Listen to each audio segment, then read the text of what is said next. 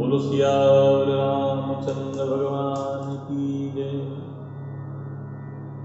अब देखो, राजा ने उस पुरोहित को पहचान करके मन में बड़े प्रसन्न हुए, लेकिन ब्रह्म के वशीभूत होने के कारण उनके मन में यह चेतना नहीं रही कि वह जो पुरोहित बना हुआ है वह मेरे गुरु हैं अथवा कालकेतु राक्षस है।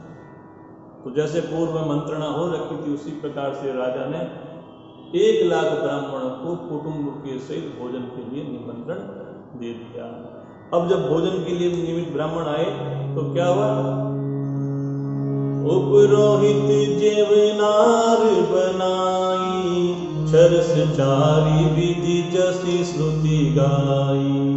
मायामय तेहि कीन रसोई, व्यंजन बहुगन सकई न कोई। विविध मृगन कर आमिष रांधा, तेहि महु विप्र मासु खल साड़ा।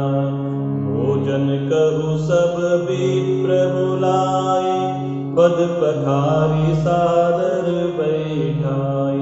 अब उस पुरोहित ने 6 रसों से संपूर्ण, देखो षड्रस भोजन होता है, तो 6 रसों से संपूर्ण 4 प्रकार के भोजन तैयार किए, जैसा कि वेदों में वर्णित है उसी प्रकार से भोजन को बनाया। तो मायामय रसोई उसने तैयार कर दी। इतने व्यंजन बनाए कि वो गिनने पर भी नहीं गिने जाते हैं, इतने सारे व्यंजन बनाए। अब देखो एक छोटी सी बात यहाँ पर जो हमें कंफ्यूजन में डालती है, थोड़ी शंका यहाँ उत्पन्न कर देती है। तो यहाँ लिखा हुआ विविध मृगन कर आमिष रांधा और तेहि महु विप्र मांसु खल साधा। तो बहुत से लोग ऐसे सोच लेते हैं कि क्या ब्राह्मण लोग भी अभक्ष भोजन करते थे?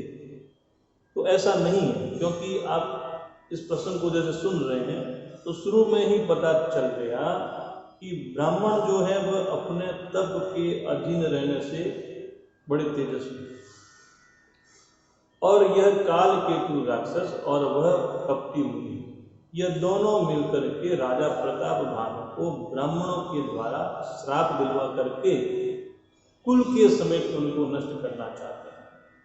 इसीलिए इस काल केतु राक्षस ने, जो यहाँ पर राजा का पुरोहित भोजन बनाने वाला रसोईया बन करके बैठा है, उसने उस भोजन को इतना दूषित कर दिया। तो अब देखना, इसके बाद आएगा, यहाँ लिखा हुआ आएगा, तो जब राजा रसोई में जाते तो ना तो वहाँ कोई भोजन बना हुआ है, ना कोई रसोईया है। तो यह केवल माया के वशीभूत ही है।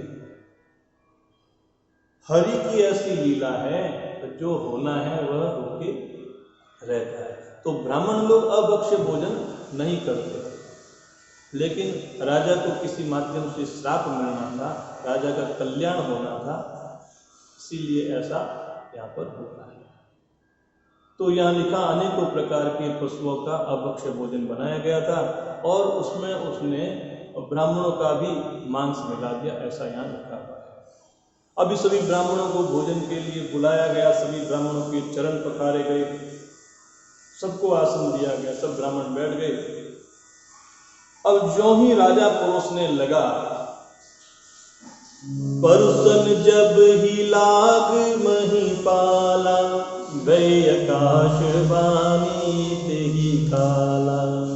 विप्र वृंद उठी उठी गृह जाहु, है बड़ी हानि अन्न जनि खाहु।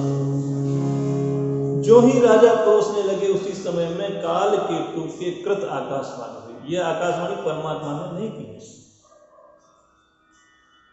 उस राक्षस के कारण, उस राक्षस की माया से यह आकाशवाणी हुई। जो ही ब्राह्मण भोजन करने लगे, आकाशवाणी बोले, ब्राह्मणों उठो उठो, अपने घर चले जाओ, यह अन्न मत खाओ, क्योंकि इसको खाने से तुम्हें बड़ी हानि है। हानि क्यों है? भयउ रसोई भूसुर मासु, सब विधि उठे मानी विश्वासु। भूप विकल मति मोह भुलानी, भावी वसन आव मुख वाणी। उस आकाशवाणी ने कहा कि इस अन्न को खाने से तुम्हें बड़ी हानि है। क्यों? क्योंकि यह अन्न जो है ब्राह्मणों के मांस से बना हुआ है। अब देखो यहाँ चिंता का विषय है, जो राजा यह जानता है कि ब्राह्मणों का अपकार करने से मेरा कल्याण नहीं हो सकता है, तो वह ब्राह्मणों को वध करके उनका मांस कैसे भोजन करेगा? तो यह सब राक्षस के द्वारा करी गई माया है। आकाशवाणी ने कहा कि यह ब्राह्मणों के मांस से बना हुआ भोजन है, इसको तुम लोग मत खाओ। तो सभी ब्राह्मण विश्वास मान करके वहां से खड़े हो गए। अब राजा एकदम व्याकुल हो, घबरा गया। उनकी जो बुद्धि थी वह भ्रमित हो गई, वह कुछ बोल भी नहीं पा रहे, क्योंकि होनहार के आगे कोई टिकता नहीं है ना। तो होनहार बस उनके मुख से एक भी बात नहीं निकली, क्योंकि जो घटना घटनी है वह तो घटते ही रहेगी। तो उसी होनहार के वशीभूत होकर के राजा के मुख से कुछ भी नहीं निकला। अब जो ब्राह्मण थे उन्होंने राजा को दे दिया श्राप। क्या बोले? बोले भी प्रसको बतव नहीं कचुकी न विचार, जाय निशाचर हो न पर मूढ़ सहित परिवार।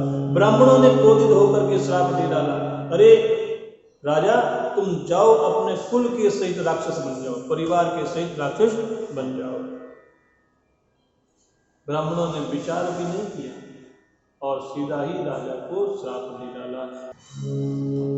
छत्र बंधु ते विप्र बुलाई, गाले लिए सहित समुदाय, ईश्वर राखा धर्म हमारा, जय हसी ते समेत परिवार। अब लोग ब्राह्मण लोग क्या कहते हैं, अरे नीच क्षत्रिय, तुमने तो परिवार के सहित हमें भोजन का निमंत्रण दिया और हमारा धर्म नष्ट करना चाहते थे, लेकिन ईश्वर जिसको रखता है उसको कोई मार नहीं सकता। ईश्वर ने हमारे धर्म की रक्षा की है, इसलिए अब तुम परिवार के सहित नष्ट हो जाओ। संबत मध्य नाश तब हो, जलदाता न रही कुल को, रप सुनि श्राप विकल यति त्रासा, भय बहोरी बर गिरा आकाशा।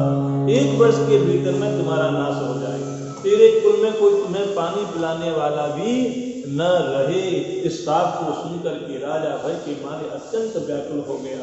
फिर सुंदर आकाशवाणी हुई। अब देखो यह आकाशवाणी जो हो रही है वह परमात्मा के द्वारा हो रही है। पहले जो आकाशवाणी थी वह काल केतु राक्षस के कृत थी। विप्रभु श्राप विचारी न दीना, नहीं अपराध भूप कछु कीना, चकित विप्र सब सुनी नभवानी, भूप गयो जर भोजन खानी, तहनयसन नहीं विप्र सुवारा, बिरहुराव मन सोच अपारा, सब प्रसंग महिसुरन सुनाई, प्रसिद्ध पर्यो अवनीय कुलाई, जय सिया राम जय जय सिया राम, जय सिया राम जय जय सिया राम। आकाशवाणी हुई कि हे ब्राह्मणों, तुमने विचार करके श्राप नहीं दिया है। राजा ने तो कुछ भी अपराध नहीं किया, यह राजा तो निर्दोष है। आकाशवाणी सुनकर के सभी ब्राह्मण चकित हो गए। तब राजा वहां गया जहां भोजन बन रहा था, तो वहां जाकर के देखता है तो वहां तो न तो वह रसोईया ब्राह्मण है और ना ही भोजन है। अब राजा मन में अपार चिंता करता हुआ लौटा, आकर के सभी ब्राह्मणों के सम्मुख हाथ जोड़ के सारा वृत्तांत बताया कि प्रभु वहां तो ना तो भोजन बनाने वाला है, ना ही किसी प्रकार का भोजन। अब अंदर ही अंदर बड़ा भयभीत और व्याकुल हो और पृथ्वी पर गिर पड़ा, ब्राह्मणों से प्रार्थना करने लगा। तो ब्राह्मणों ने कहा, भूपति भावी मिटई नहीं, यद्यपि न दूषण तोर, किए अन्यथा होय नहीं, विप्र श्राप अति घोर। ब्राह्मणों ने कहा कि हे राजन, यद्यपि तुम्हारा दोष नहीं है, लेकिन फिर भी जो होनहार है उसको कोई मिटा नहीं सकता। ब्राह्मणों का शाप बहुत ही भयानक होता है, यह किसी तरह से टाले भी नहीं करता। बोलो सियावर रामचंद्र भगवान की जय। मोर मुकुट बंसी वाले की जय। उमापति महादेव की जय। जय जय श्री राम। जय जय श्री राम।